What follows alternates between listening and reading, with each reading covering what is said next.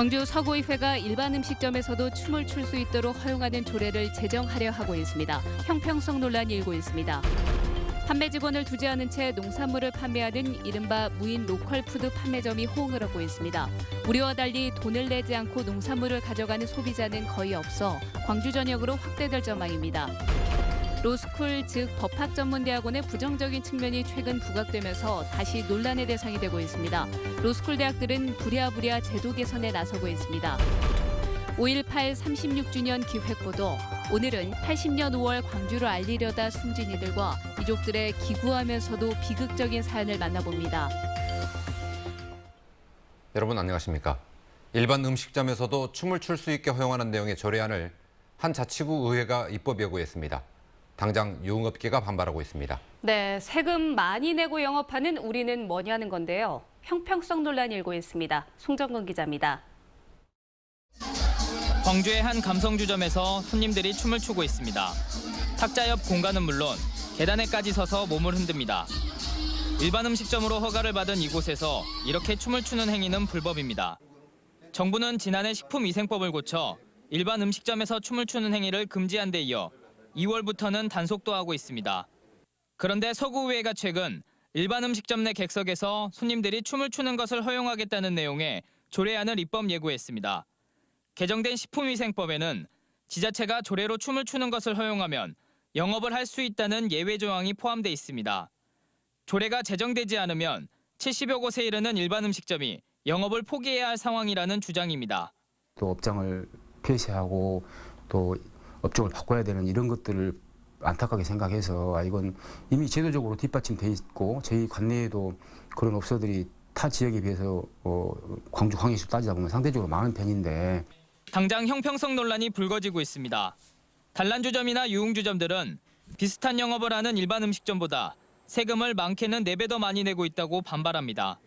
업종을 갖다가 그 일반 음식점으로 전환해 가가지고 오히려 세금 문제에서 오히려 탄로되는 부분까지도 좀 초래할 수 있는 부분이 있죠. 한편 서구의회는 이번 임시회에서 조례안을 심의 의결하려고 했지만 유흥업계의 반발로 조례안 처리를 다음 회기로 연기했습니다. MBC 뉴스 송정근입니다. 주인 없는 가게에서 지역의 농산물을 파는 곳이 있습니다. 광주에 한두 곳이 아닙니다.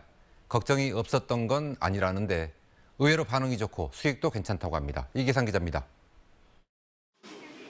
농협 365 코너 한켠에 로컬 푸드 직매장이 자리 잡고 있습니다. 오이와 고추, 토마토 등 다양한 농산물이 1,000원 단위 가격으로 판매되고 있습니다. 물건을 판매하는 직원이 없다 보니 소비자가 원하는 상품을 고른 뒤 합산한 금액을 양심껏 지불하는 시스템입니다.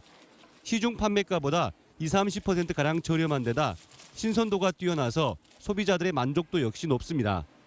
내가 원하는 걸 다 찾을 수 있고 이렇게 뭐 일반 마트, 대형 마트보다 훨씬 싱싱하고 가격도 저렴하고 믿을 수 있잖아요. 무인 시스템으로 운영되다 보니 물건이 자주 분실되지 않을까 걱정이 컸지만 돈을 내지 않고 물건만 가져가는 사례는 발생하지 않았습니다. 고객님들이 알아서 다들 그냥 정확히 세가지고 넣고 가시더라고요. 지하철 역사에 설치되어 있는 무인 로컬 푸드 직매장은 하루에 3-4번씩 농산물을 채워놔야 할 정도로 인기를 끌고 있습니다. 광주 광산구 지역에서 운영되는 무인 직매장은 1년 사이에 7곳으로 늘었고 총 2억 3천만 원의 매출을 올렸는데도 인건비 지출은 당연히 한 푼도 없습니다. 매장 설치를 요청하는 소비자가 늘면서 올해 안에 광주 전 지역으로 확대될 예정입니다.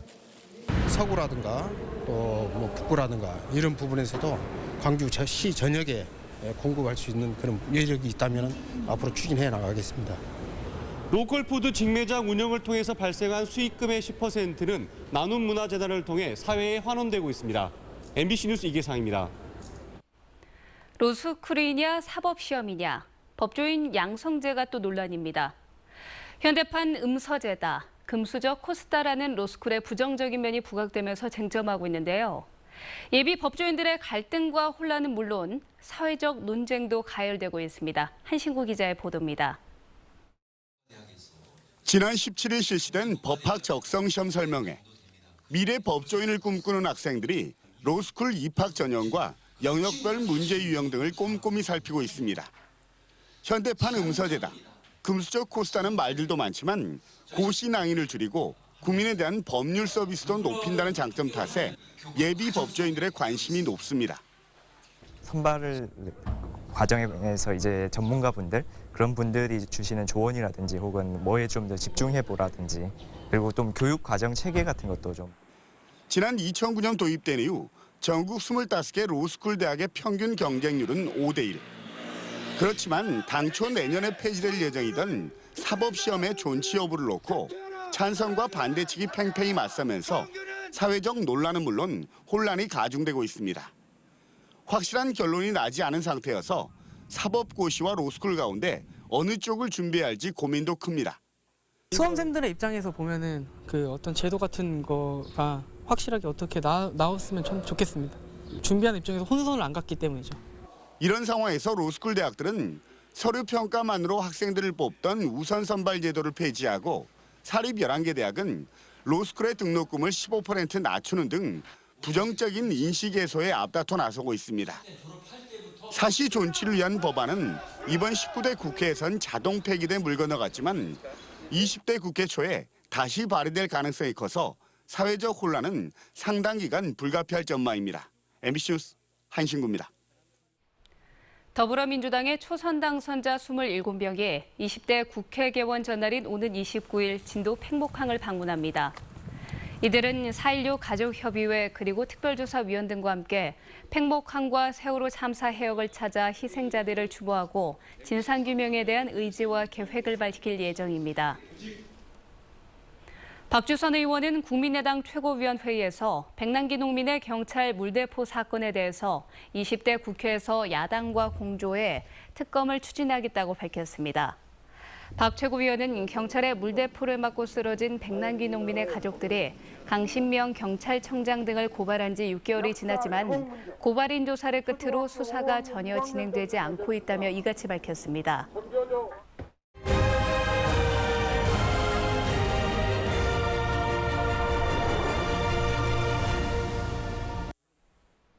광주 학살의 만행을 알리려다 고문을 당한 이들이 광주 밖에서도 많았습니다. 고문의 충격은 죽음에 이를 만큼 혹독했고 살아도 산 게 아니었습니다. 김철원 기자가 보도합니다. 1986년 3월 5일 경기도 안양시에 있는 예비군 훈련소에서 큰 소동이 일었습니다. 전두환을 찬양하는 시국 훈화를 듣던 33살의 예비군 장익희 씨가 갑자기 일어나 전두환 대통령의 액자를 바닥에 내동댕이 친 것입니다. 이어 광주 시민을 학살한 전두환을 처단하자고 외쳤고 다른 예비군들도 환호했지만 거기까지였습니다. 곧바로 헌병대가 들이닥쳐 장 씨를 끌고 갔습니다. 너무 맞아가지고 장기가 다 망가진 거야. 어? 그래가지고 머리는 완전히 피투성이가 돼가지고 머리가 딱딱딱 들어붙었어. 응? 청주대를 졸업하고 회계사 시험을 준비하던 장 씨는 결국 사흘 만에 숨졌고 시신마저 강제로 화장되고 말았습니다.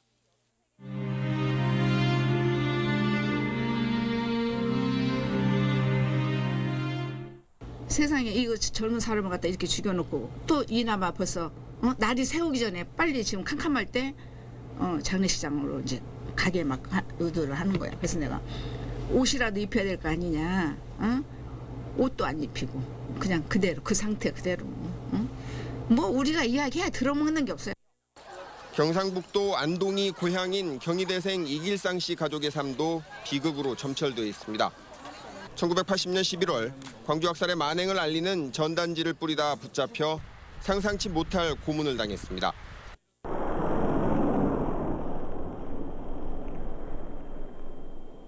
자기도 고문을 당했지만은 친구가 고문당한 것을 보여주면서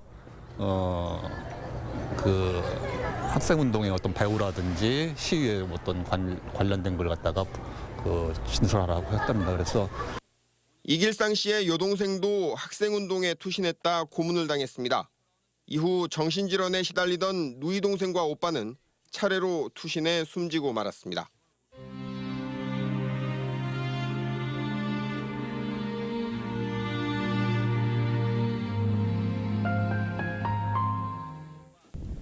이들 유족들도 세상에 나서길 거리며 취재진의 인터뷰 요청을 거부하고 있습니다. 광주와 광주 시민들을 위해 또 5.18을 알리기 위해 목숨을 걸고 독재 정권과 싸우다 돌아가신 분들 중에 이름을 아는 분들이 얼마나 되십니까? 광주가 이 이름들을 기억하지 않는다면 누가 기억해야 할까요? MBC 뉴스 김철원입니다. 광주 농성동 오피스텔 다중분양 사건과 관련해서 경찰이 수사에 착수했습니다.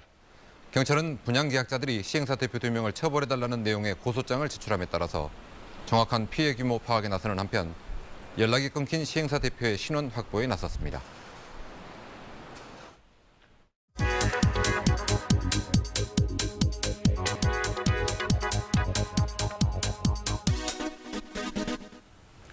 요즘 광주와 전남의 기온이 30도로 오르내리면서 한여름 날씨를 보이고 있습니다. 자외선 지수도 높은 단계를 보이고 있어서 피부 보호에 더욱 신경 쓰이실 텐데요. 비타민과 무기질이 풍부한 토마토는 자외선으로 거칠어진 피부를 부드럽게 만들어줍니다.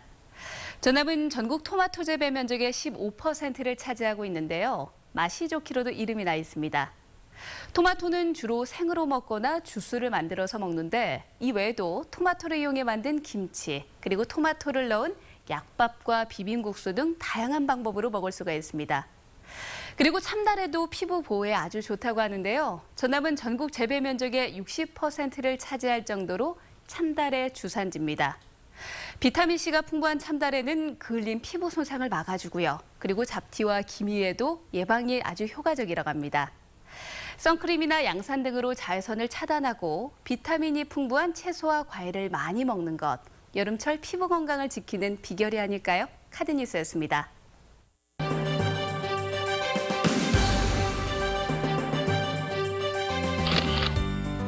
광주 여자대학교가 상위군경회 어르신들을 모시고 리마인드 웨딩식을 열었습니다. 광주 동구 장애인복지관이 이용인과 가족 등 250명과 충청남도 서천군에 있는 국립생태원으로 나들이를 다녀왔습니다. 광주 동구가 보건복지부가 주관한 2016년 치매관리 사업에서 우수기관으로 선정됐습니다.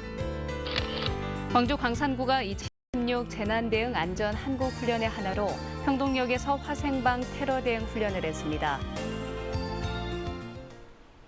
마을 활동의 경험을 나누고 방해를 못 하는 5월 광주 마을을 논하다 컨퍼런스가 광주 광산구 공익활동지원센터에서 열렸습니다. 마을 철학과 협치를 주제로 한 이번 컨퍼런스에는 전국 10여 개 지자체와 마을 활동가들이 참가해서 전국의 마을 활동 사례와 정책에 대해 발표하고 토론했습니다. 광주 남구는 양윤재 카이스트 석좌 교수 등이 참석한 가운데 승촌보 친수구역 개발 사업의 타당성을 검토했습니다. 그러나 광주 환경운동연합은 영산강 승촌보 일대의 3만 평 규모의 주거와 상업단지를 조성하는 개발 사업은 재정 파탄과 환경 파괴를 불러올 수 있다며 같은 장소에서 피켓 시위를 열었습니다. PC방 종업원을 살해한 케냐인에게 징역 25년이 선고됐습니다. 지방법원 형사 12부는 잔혹한 범죄로 무고한 피해자가 생명을 잃는 돌이킬 수 없는 참혹한 결과가 발생했다며 케냐인 M씨에게 징역 25년을 선고했습니다. M씨는 지난 3월 광주시 용봉동의 한 상가 화장실에서 PC방 종업원 A씨를 젓가락 등으로 살해한 혐의로 기소됐습니다.